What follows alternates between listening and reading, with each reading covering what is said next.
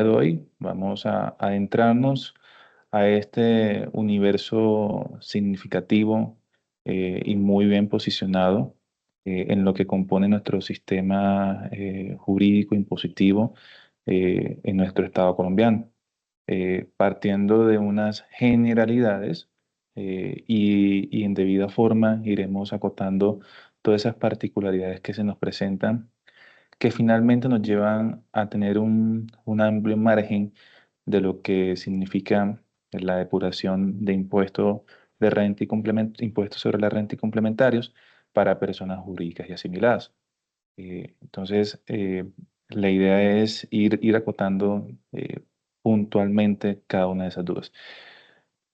Primero, para tener una programación y hacer un poco más práctico el ejercicio, vamos a adentrarnos con unas generalidades donde vamos a conocer unas definiciones, vamos a conocer una parte importante de no solamente el impuesto de renta, sino, perdón, para personas jurídicas, sino también de cualquier impuesto al lugar que bien sea definido en este caso por el Congreso de la República, quien es quien profiere a nivel normativo.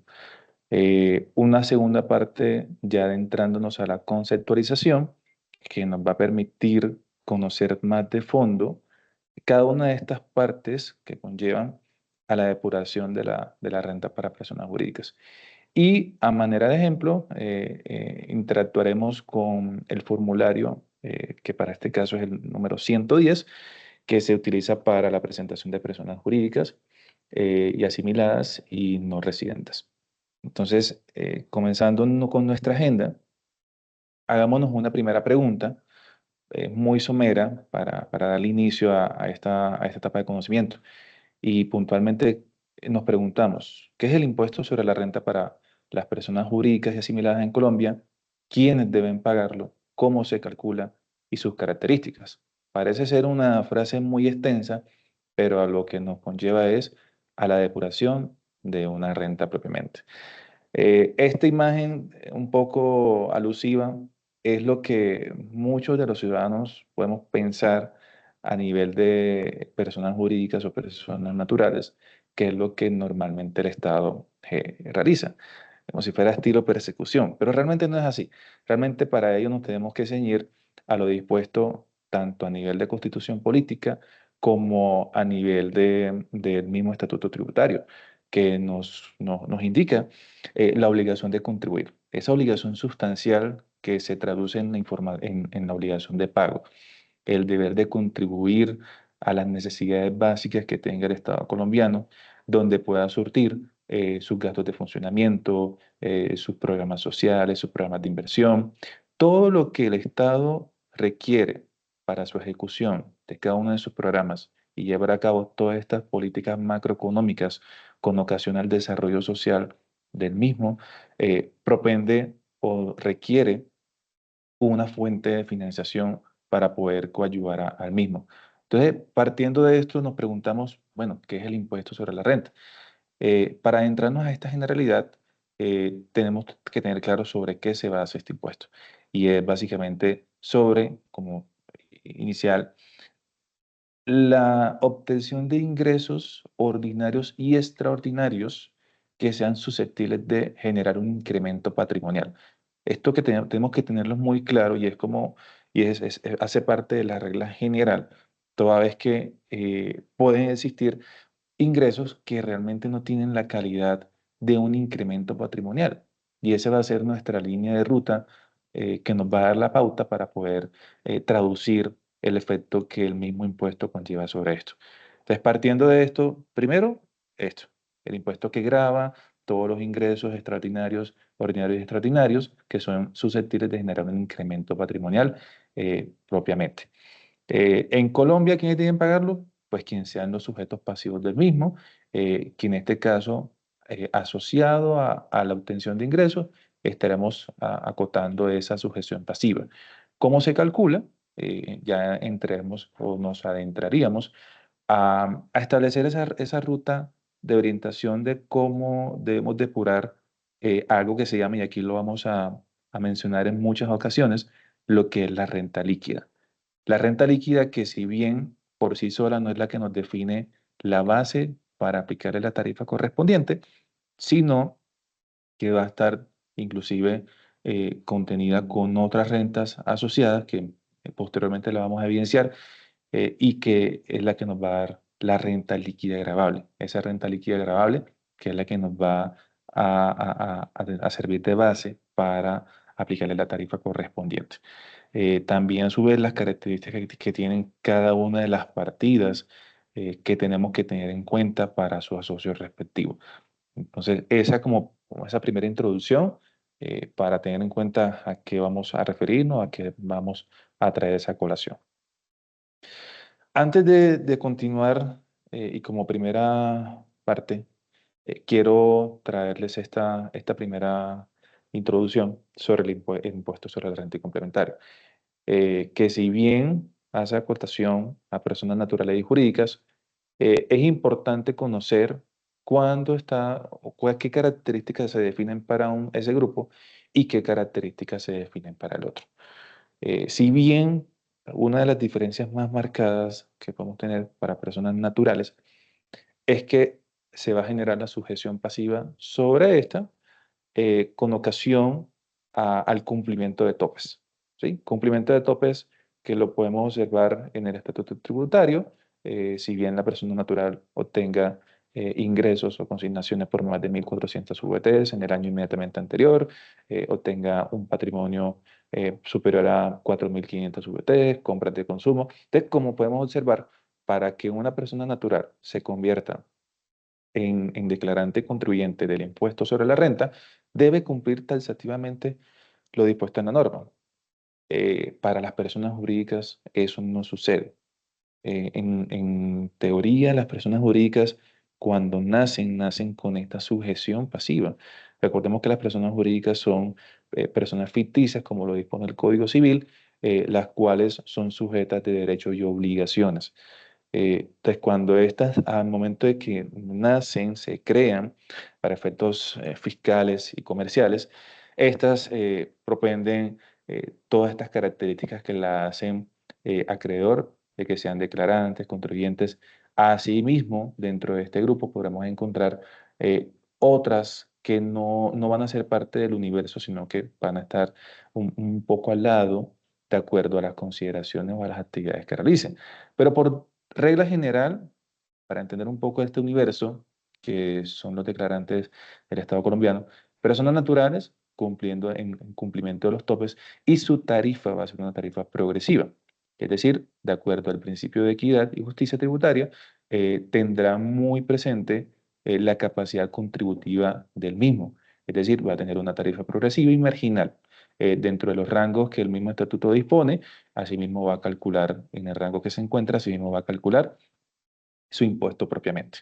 Sin embargo, para las personas jurídicas no mide tanto esa capacidad contributiva en qué escenario se encuentre o en qué rango se encuentre, sino que a partir de la generación de esos ingresos y con su depuración propia, lo que se traduce en una renta líquida agravable, va a establecerse una tarifa plena. Una tarifa plena que indistintamente en cuanto a los topes se genere, la persona jurídica va a tributar siempre a la tarifa que tenemos hoy en día, hoy presente, que es al 35%. A lo largo de la historia que podemos observar en nuestro país, hemos visto un sinnúmero de cambios normativos que nos han llevado a la realidad que hoy conocemos. Y es que siempre, y si lo hacemos en comparación con otros países, siempre se ha propendido por realizar toda esa mayor carga a nivel corporativo. Sin embargo, si observamos en países como Alemania, en países como Estados Unidos, observamos que la mayor carga entra a recaer sobre las personas naturales, distintamente de lo que sucede hoy en Colombia.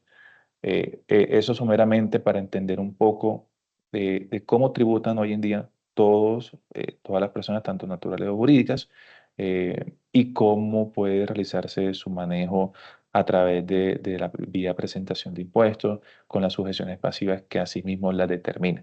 Entonces, como les comentaba, este universo de personas jurídicas podemos encontrar varios grupos donde vamos a tener declarantes no contribuyentes, no declarantes no contribuyentes y declarantes contribuyentes. Por regla general, donde vamos a estar situados siempre por personas jurídicas, propiamente, por regla general, van a ser declarantes contribuyentes, de las cuales podemos determinar o se pueden detraer eh, personas jurídicas del régimen ordinario y del régimen tributario especial.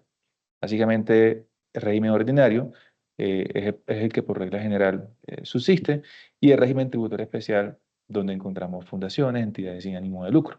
Eso es básicamente apropiarse de ciertos requisitos que la misma norma dispone y decir, venga, yo quiero pertenecer a este universo, me aparto un poco, tengo mejores beneficios para efectos de tributación, pero con ciertas condiciones. Entonces, dentro del régimen tributario especial, que reinvierta las utilidades y demás. Pero volvemos al mismo punto, personas jurídicas como regla general, declarantes contribuyentes.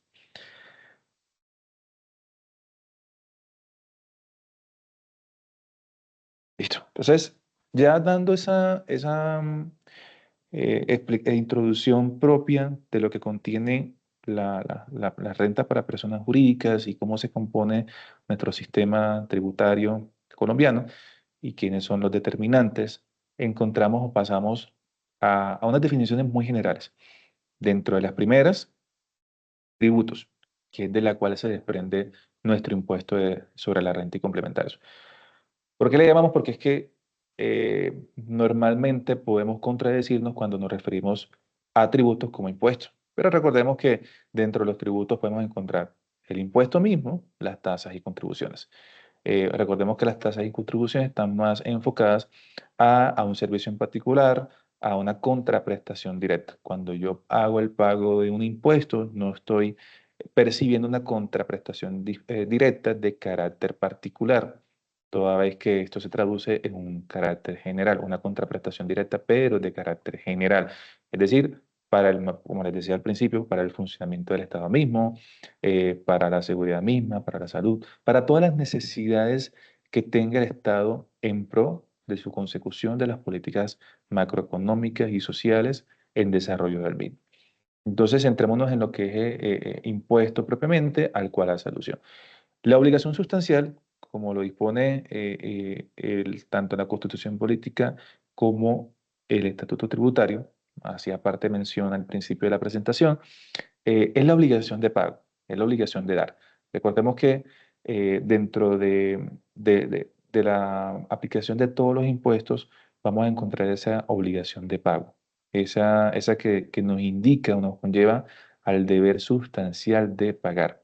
¿Sí? Yo puedo generar todas mis actividades, generar todas mis depuraciones y demás, pero si no conllevo al fin mismo, que es esa obligación sustancial, estoy incumpliendo en uno de los requisitos principales que nos hacen acreedores de estas obligaciones.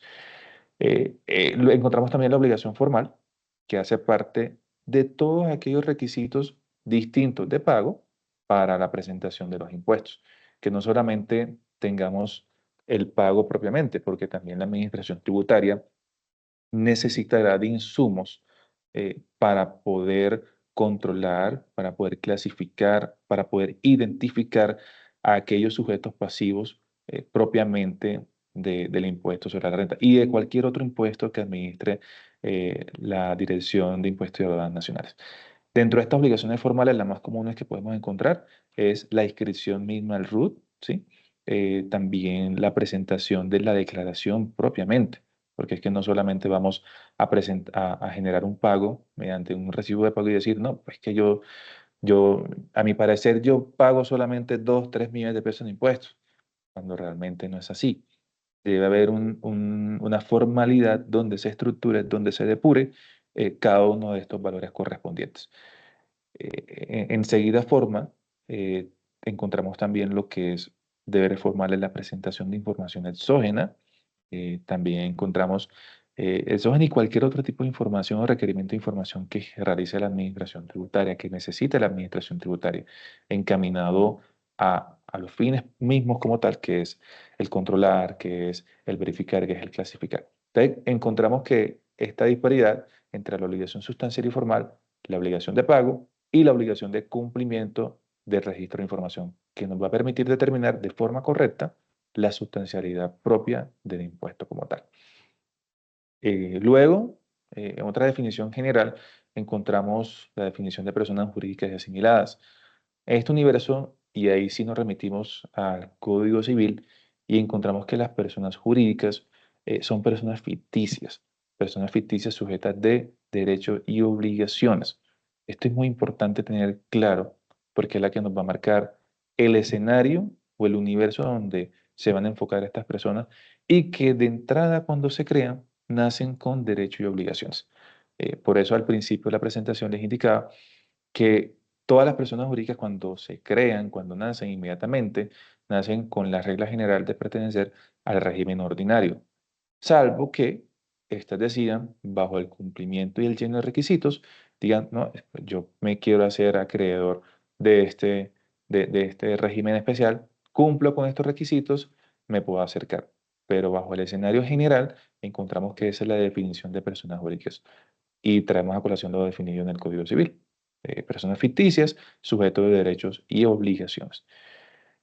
Luego, en seguida forma, encontramos lo que es el impuesto sobre la renta y complementario, que lo armonizábamos un poco en la forma introductoria, en la manera introductoria, que era aquel impuesto que se generaba sobre la obtención de, llamémoslo, la obtención de ingresos ordinarios, la percepción de ingresos ordinarios y extraordinarios, eh, susceptibles de generar incremento patrimonial, que sobre esa obtención de ingresos entraremos a depurar, incluyéndole los costos y deducciones al lugar necesarios para la generación de la actividad propia. Y con esa información, con esa depuración, vamos a obtener una base a la cual le vamos a aplicar el impuesto sobre la renta. Entonces, definamos esa calificación de impuesto sobre la renta con la antes prescrita. Indicamos también aquí, lo traemos a colación, el principio del devengo contable. ¿Y por qué traigo y por qué es importante tener esta definición? A la luz de entrada en vigencia de lo que hace un par de años conocemos como el tema NIF, Normas Internacionales de Información Financiera, generó muchos cambios en la transmisión de la información.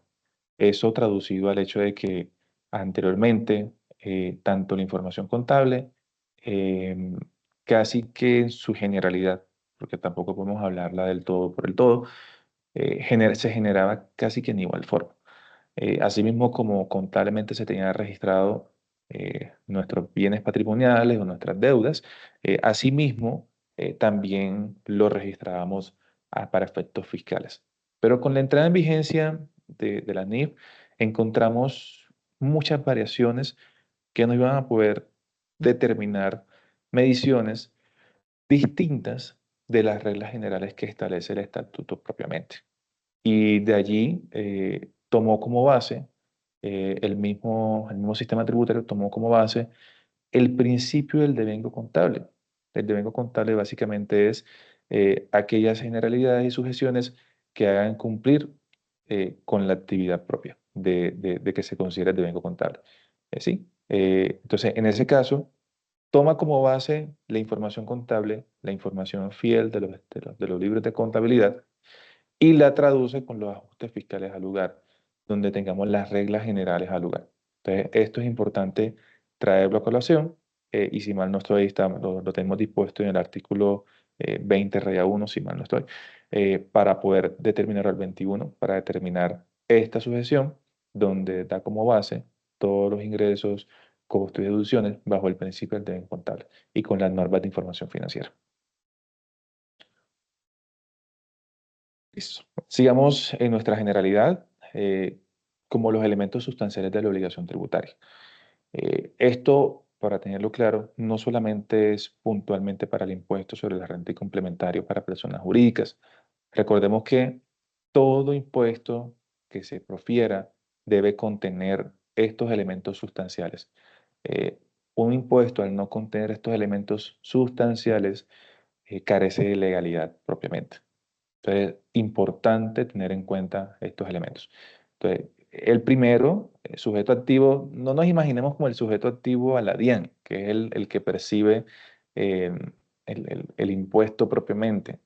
La DIAN es simplemente un administrador de recaudo propiamente de estos impuestos, que se trasciende al Estado mismo como sujeto activo, que es quien es el que percibe esta obligación tributaria, que se decanta en organismos o ministerios, llámese, que son los que administran este sistema, pero que finalmente es el Estado mismo el sujeto activo necesario para la consecución de sus actividades, que lo hemos venido mencionando a lo largo de la presentación. Un sujeto pasivo, ya lo hemos mencionado, un sujeto pasivo que es el sujeto pasivo de obligaciones. En este caso es un solo sujeto pasivo, a diferencia como sucede en otros impuestos que se desprenderán para el caso puntual, y no tienen algo que ver aquí, pero se los traigo puntualmente. Para efectos de impuesto a las ventas, sujeto pasivo se divide en un sujeto pasivo económico, un sujeto pasivo jurídico, para los efectos de quien recae directamente la obligación sustancial de pago. Para efectos de impuesto a las ventas, el consumidor final es quien recae esta obligación de pago propiamente, pero tenemos un sujeto eh, pasivo económico, que es quien, perdón, jurídico, que es quien hace el recaudo de este impuesto mismo y es quien lo termina pagando a la DIAN. Pero para los efectos del impuesto sobre la renta es uno solo, es decir, el mismo por el cual se le genera su obligación, es decir, por la percepción de ingresos ordinarios y extraordinarios que sean susceptibles de generar un incremento patrimonial con los costos y deducciones al lugar. Esa va a ser la sujeción pasiva que nos va a enmarcar a quién debe ser adscrito a este impuesto. Una base gravable, que es la cual va a resultar de la depuración em, cuando tengamos los ingresos, que por regla general definamos, los costos y deducciones, a esas depuraciones nos va a dar esa renta líquida gravable. Este término lo vamos a mencionar a lo largo de toda la presentación y va a ser muy importante que no nos perdamos de vista porque vamos a tener renta líquida y renta líquida gravable. Y ya en teoría nos vamos a adentrar para explicar un poco más de fondo. Entonces vamos a tener una base gravable al cual le vamos a aplicar una tarifa. Una tarifa que al día de hoy, como se lo explicaba al principio de la presentación, y a diferencia de las personas naturales, personas jurídicas es una tarifa plana, una tarifa fija, 35%, indistintamente del número o el rango de ingresos en cual se encuentre esta persona jurídica.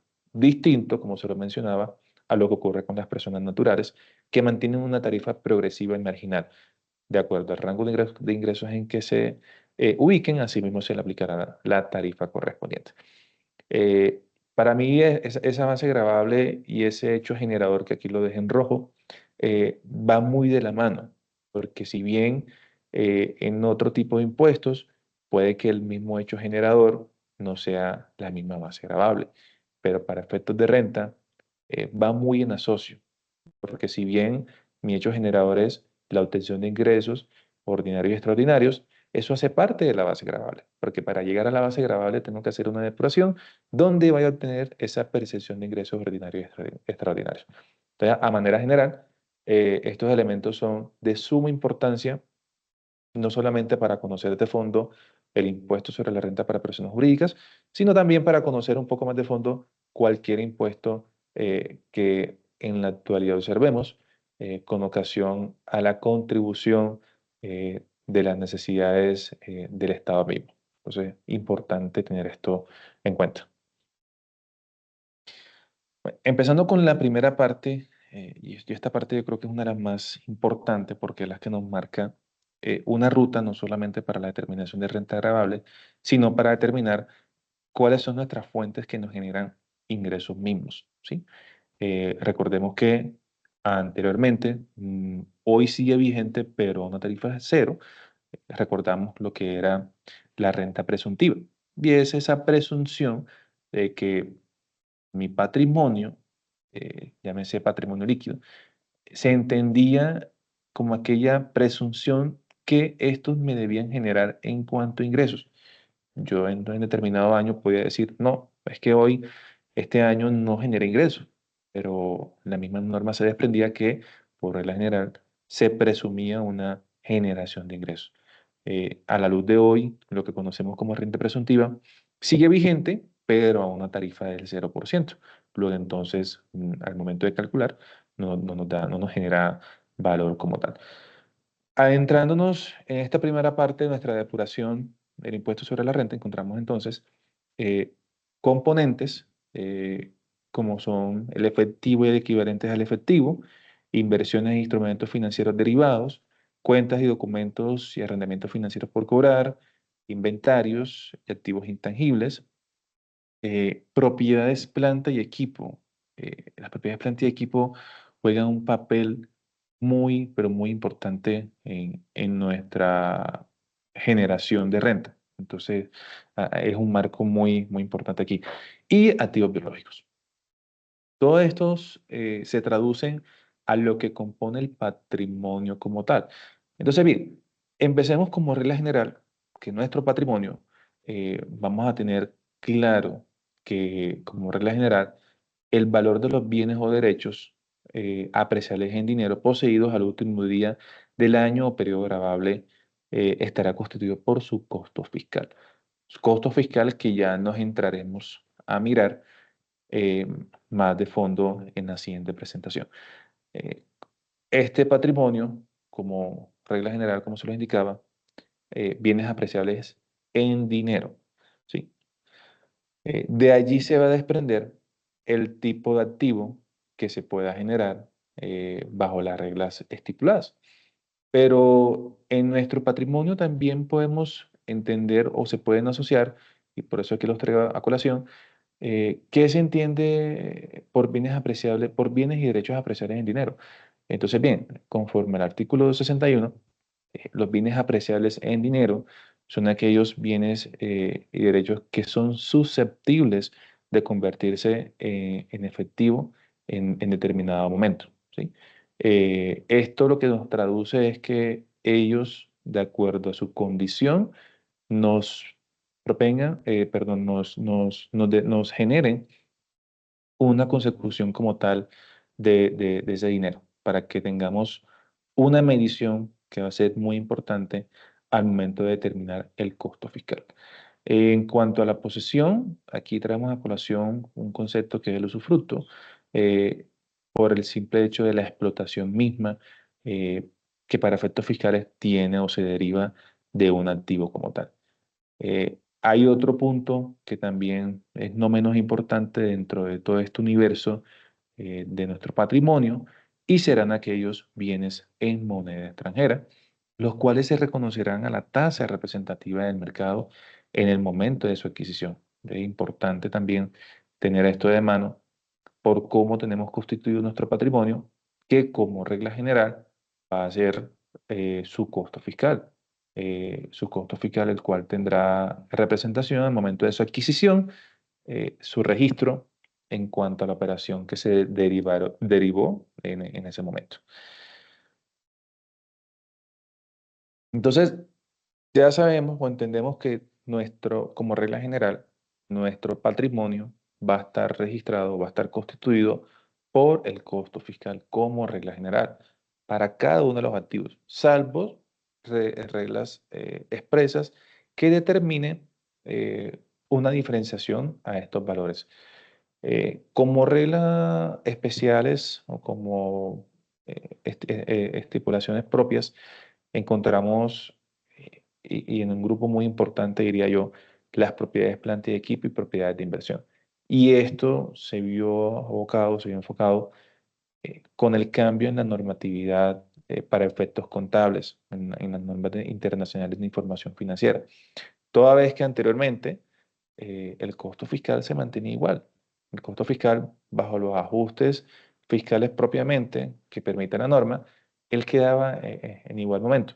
Sin embargo, con la entrada en vigencia de las normas internacionales de información financiera, lo que decía o lo que se traducía era, oiga, es que nosotros tenemos para los efectos de mercado un valor totalmente distinto al que tenemos registrado. Y para efectos contables, eh, y para el relacionamiento con grupos de interés, la misma compañía, empresa, persona jurídica, llámese, decía, no, pero es que este activo que yo tengo para los efectos no vale 1 millón, sino vale 10 millones. Pero ahí mismo la norma tributaria realizó esos ajustes porque dijo, no, es que tú podrás tener ese valor para efectos de medición de valor de mercado por las estimaciones que tú tengas, pero sin embargo, para la norma fiscal, el costo de ese activo fijo va a ser el costo fiscal.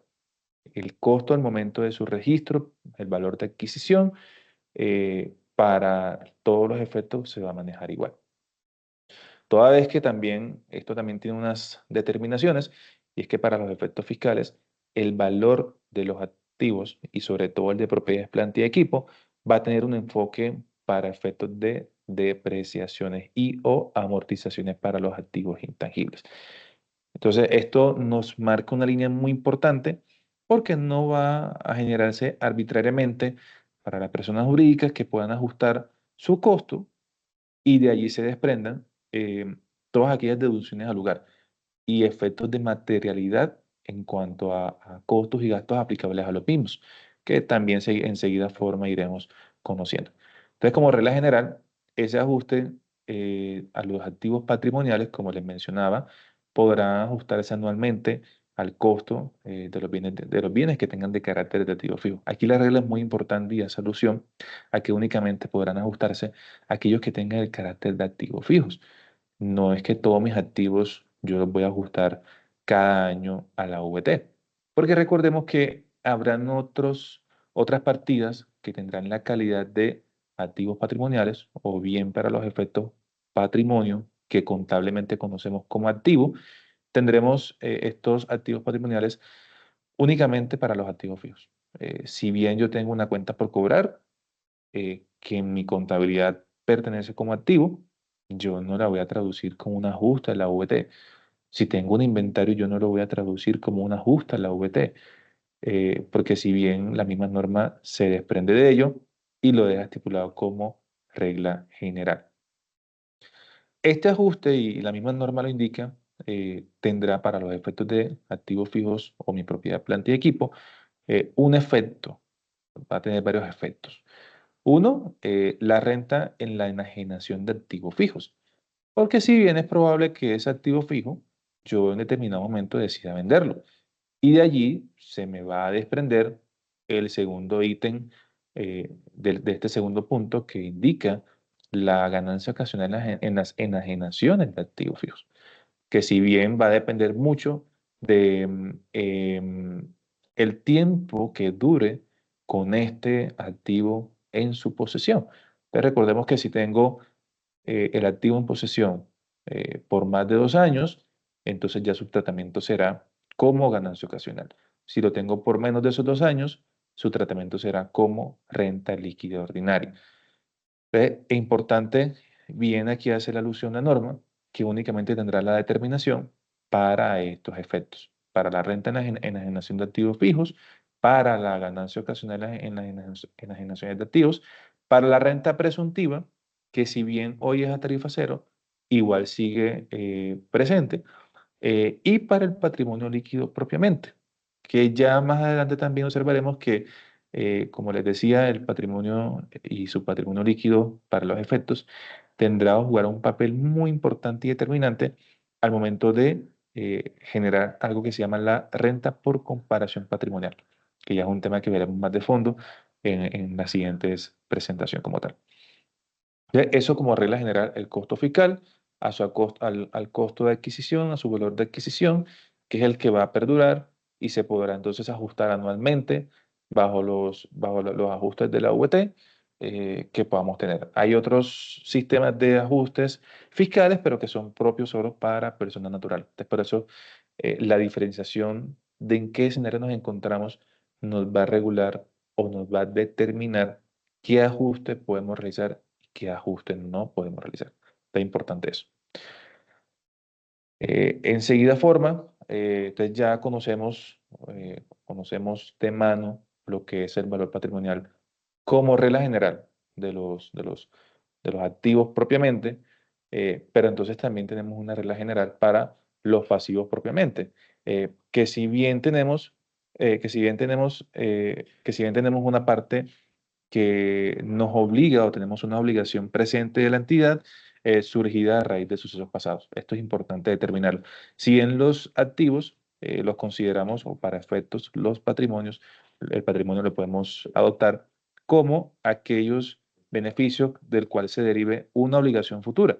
Para estos efectos, las deudas, lo que podemos tener presente es que es una obligación presente de la entidad surgida a raíz de sucesos pasados. Sucesos pasados que se generaron, por ejemplo, por la adquisición de un activo que normalmente nos puede generar este efecto.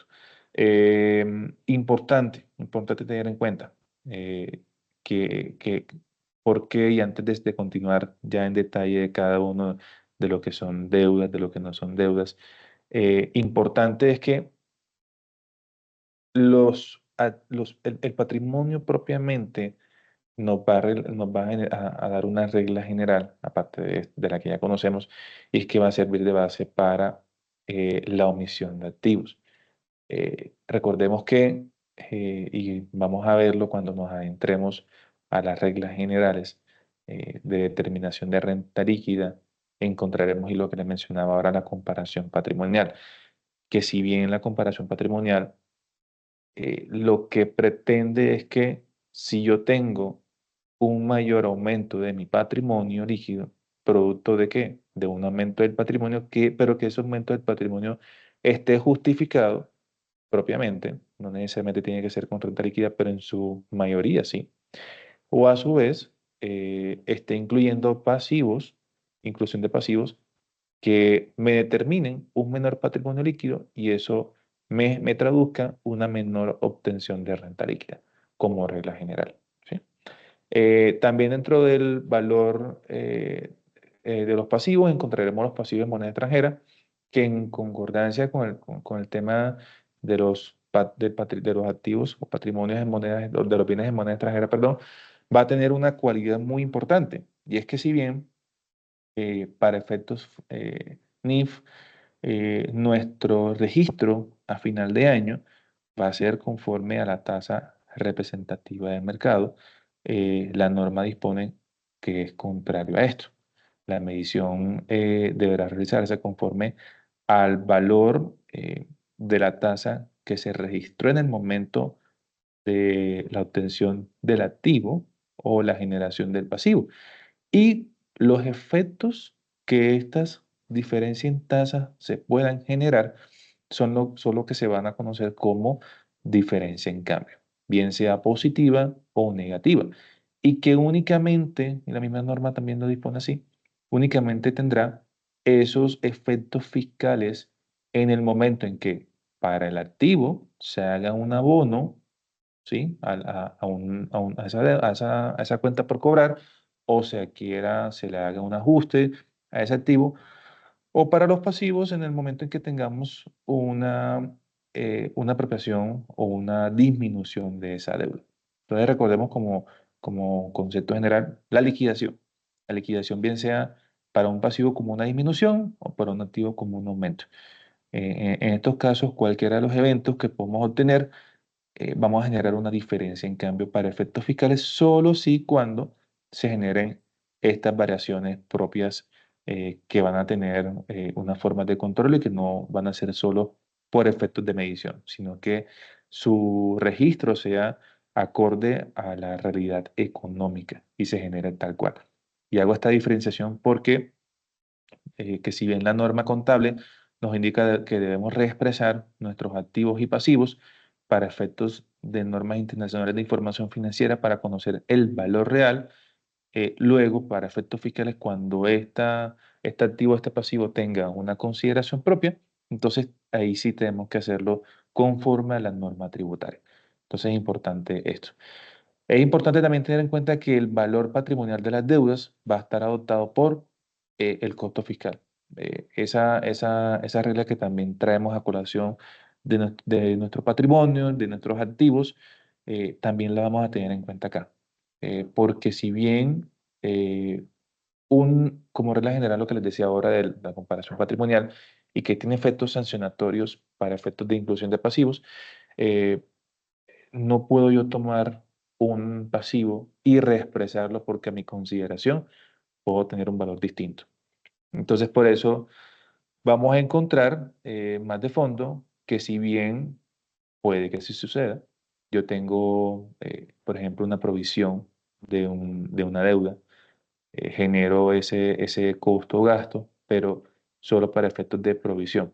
Si no cumple con los preceptos normativos del devengo contable y los requisitos de legalidad para sus efectos, entonces yo podré inclusive reconocer un mayor valor de esa deuda, pero la misma norma me dice que únicamente debo expresar su costo fiscal.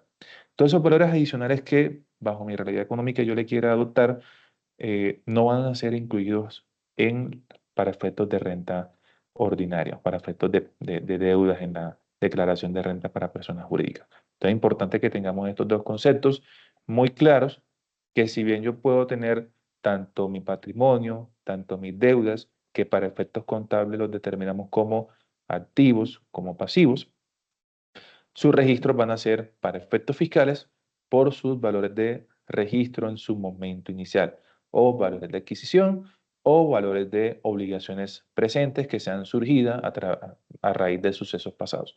Es importante tener esto en cuenta. Todas esas definiciones adicionales que la misma NIF nos trae, por mediciones en valor razonable, por deterioro de valor de activos, llámese deterioro de inventario, deterioros en propiedades, planta y equipo, deterioros en propiedades de inversión. Todos estos deterioros, disminuciones de este activo o reexpresiones o reestimaciones mayores, no van a ser parte de nuestro patrimonio.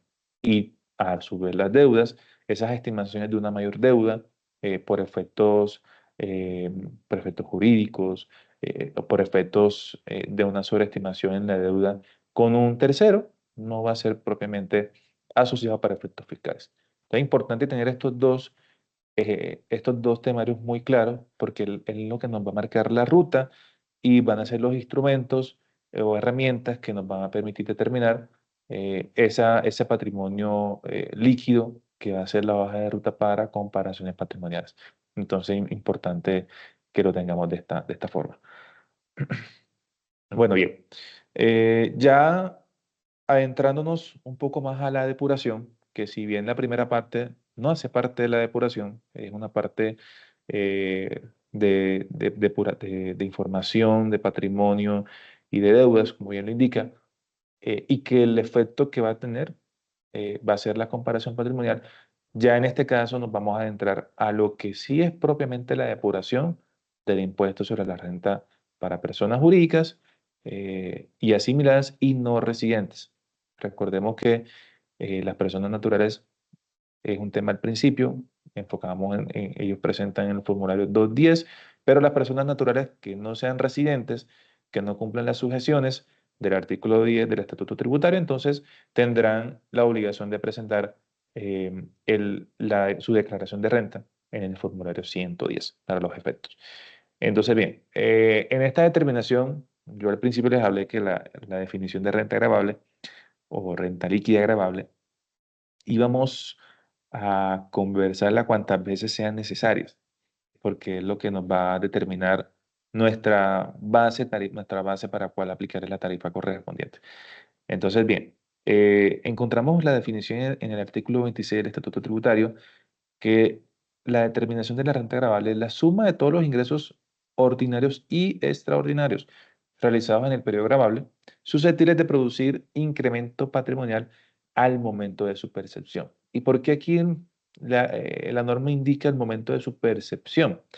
Porque si bien con la entrada en vigencia de las normas de información financiera y con muchos de los casos que se puedan presentar a nivel de personas jurídicas, podemos tener que en determinado momento se se percibió ese ingreso, pero a la luz de las reglas generales no procede propiamente, o lo contrario.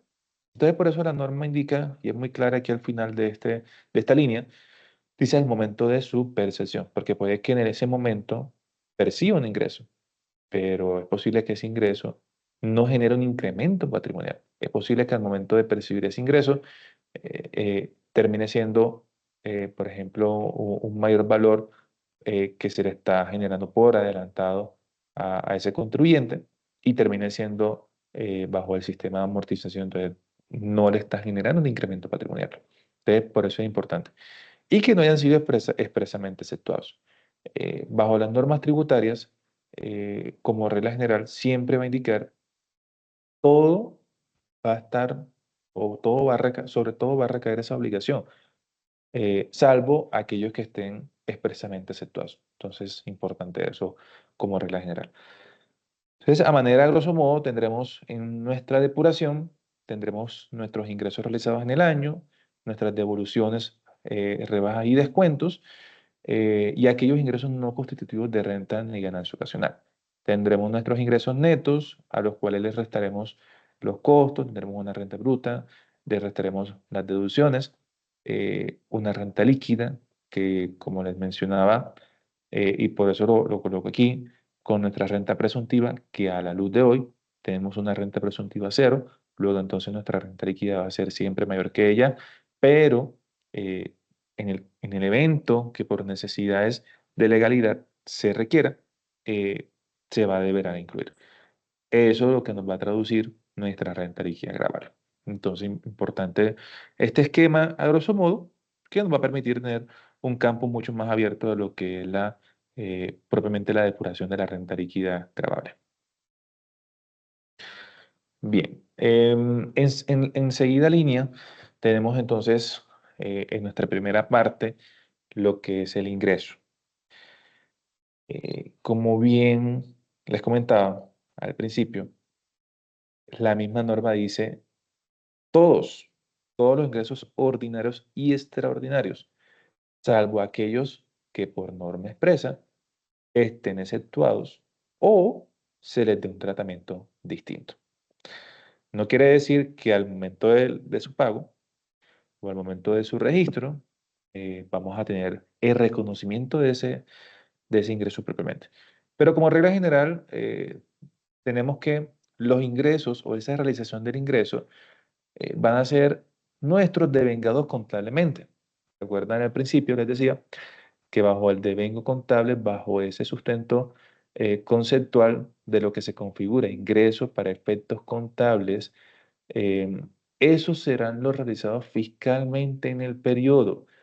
Es decir, toma como información inicial la que tenemos contenida en la contabilidad, que se presume, en este caso, que está en debida forma, y que serán todos aquellos, salvo, y aquí entonces empieza a enumerar este artículo, el artículo 28, unas excepciones para que la misma norma diga, oiga, no es del todo que son los devengados contablemente, sino que tendrá una particularidad distinta.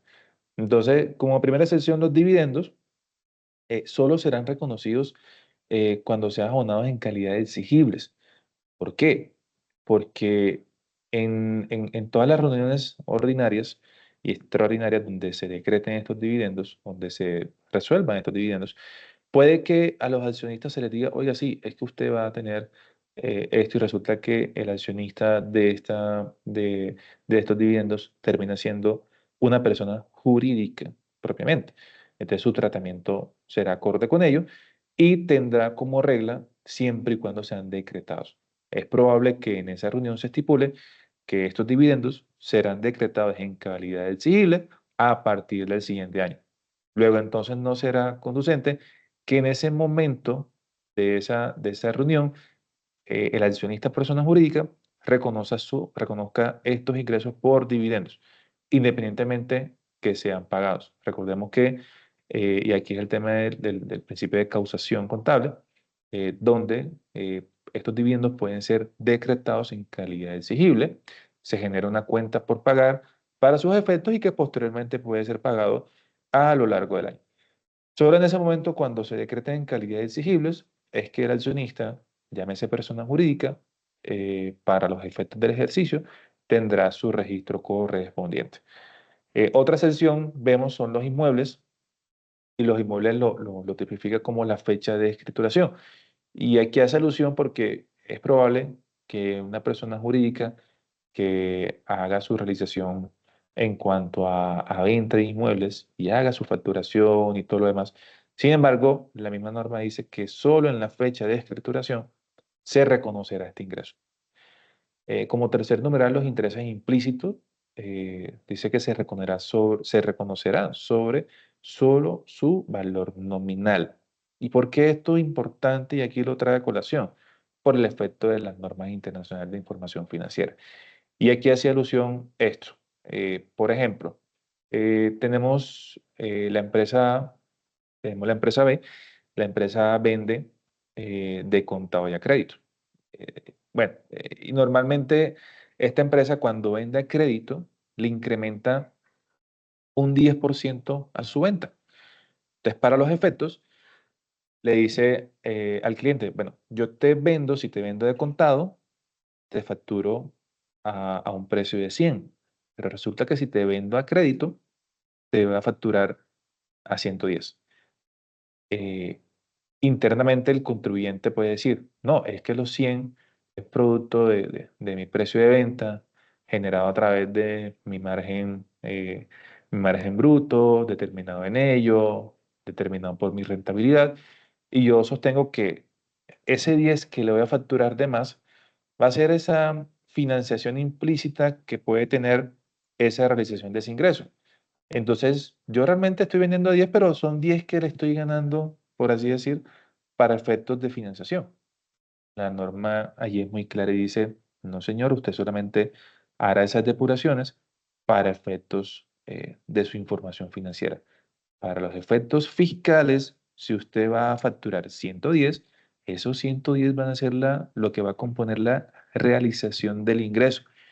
Indistintamente si de esos 110 implícitamente ya tiene una financiación que usted le está entregando a su cliente para efectos de darle un mejor posicionamiento, una mejor forma de pago, una mejor forma de apalancamiento que permita al cliente tener una estructura de capital mucho mejor, donde tenga distintas fuentes de financiación y no se le genere un costo financiero mucho mayor y que termine pues optando por otras alternativas. Entonces, esto puede suceder en estas ocasiones, pero aquí la norma es muy clara y dice no, solamente serán reconocidos lo que se realice propiamente, indistintamente si hay intereses implícitos. Otro tenemos también el método de participación patrimonial.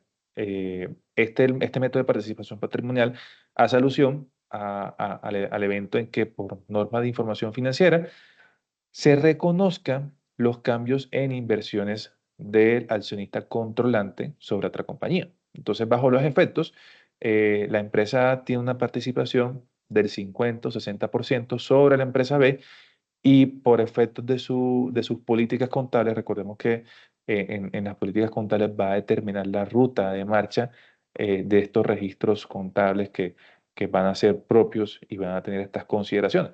Entonces dice, bueno, yo reconozco bajo el método de participación patrimonial y resulta que la empresa B tuvo, bajo los efectos contables, tuvo ganancias, tuvo resultados positivos. Luego entonces yo reconozco ese cambio positivo, lo reconozco en mi contabilidad como un cambio en inversión y un ingreso por ese resultado positivo de esa empresa B. Así como puedo tener, y ya lo miraremos en las reglas generales de la realización del costo de deducción, también tendremos este mismo método de participación, porque o podemos tener un resultado positivo o un resultado negativo, que va a tener ese cambio de movimientos en la inversión. Entonces, si tengo un resultado positivo, genero un ingreso, un registro de ingresos por participación patrimonial con un cambio en la inversión positivo. Si es el efecto contrario, registraré un costo de deducción de esa participación patrimonial con un efecto de disminución en mi inversión. Pero para los efectos fiscales, la misma norma indica que solo cuando efectivamente se realice. ¿Y cuando efectivamente se va a realizar este resultado positivo, en este caso, cuando se decreten dividendos en calidad exigible? ¿Sí? Ahí va de la mano muy asociado al numeral 1, porque en efecto este resultado positivo puede que se traduzca, y hago la claridad de que puede que se traduzca porque puede que en ese año determinado la Junta, la Asamblea de Accionistas, determine que no va a ser el reparto de dividendos, ¿sí? Entonces, en ese caso, no dará lugar a ello.